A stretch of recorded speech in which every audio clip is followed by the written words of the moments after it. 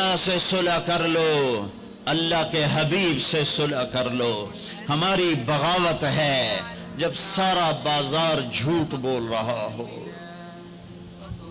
جب 100 میں 100 تاجر جھوٹا ہو، کوئی لاکھوں میں ایک سچا ہو، تو اس کا سچ اتنے بڑے طوفان کا منہ کیسے موڑے گا؟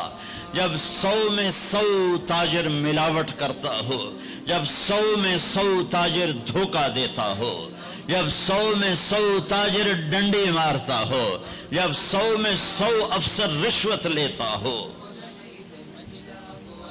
جب ہر طاقتور ظالم ہو، جہاں کا غریب بھی ظالم ہو، جہاں ہر مرد عورت جھوٹ بولے، جہاں ہر آدمی داؤ لگے تو دھوکہ دینے سے باز نہ آئے، ریڑھی والا بھی دھوکہ دینے سے باز نہیں آتا۔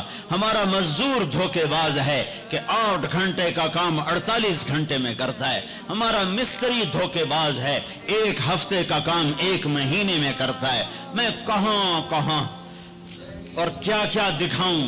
فیصل آباد فجر کی نماز پڑھ کے نکلا سیر کرنے، واپس آیا تو ایک ریڑھی والا نظر آیا دور سے، سفید پگڑی سفید داڑھی۔ ریڑھی والے عام طور پر ایسے نہیں ہوتے، دنیا کے بھی غریب ہوتے ہیں، دین کے بھی غریب ہوتے ہیں۔ تو مجھے بڑے پیارے لگے وہ بزرگ، تو میں جب ان کے قریب سے گزرا تو میں نے ان کو ایک دفعہ پھر یوں دیکھا، تو میں نے دیکھا ویسے رو رہے تھے خاموش آنسوؤں کے ساتھ، اور ان کا ایک ہاتھ تھا ریڑھی کے اوپر اور ایک ہاتھ تھا پیٹی کے اوپر، اور ایسے آنسو گر رہے تھے ایسے۔ میں کھڑا ہو گیا، میں نے کہا بزرگوں خیریت ہے، کیوں رو رہے ہیں؟ تو کچھ بولی نہیں، کھول کر کچھ بولے نہیں، پیٹی میرے آگے ایسے الٹا دی، ساری ریڑھی پر سیب بکھر گئے۔ جو پہلی لیئر تھی وہ ستھرے سیب تھے، نیچے سارے گلے ہوئے سیب تھے۔ یہ کسی طاقتور نے دھوکہ نہیں دیا،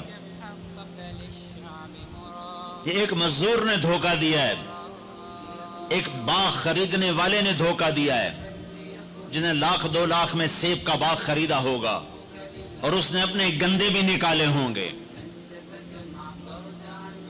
آئے ہائے ہائے، وہ کہنے لگے بیٹا میں بہت غریب ہوں۔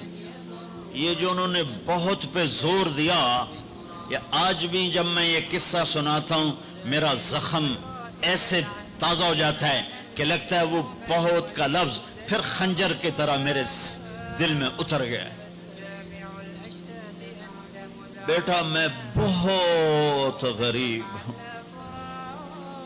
میں صبح سویرے منڈی جاتا ہوں، ایک پیٹی لاتا ہوں موسم کے پھل کی، عصر تک وہ بک جاتی، پھر میں اپنے بچوں کے لیے تازہ آٹا لے کے، آج کسی میرے بچوں کی روٹی مجھ سے چھین لی۔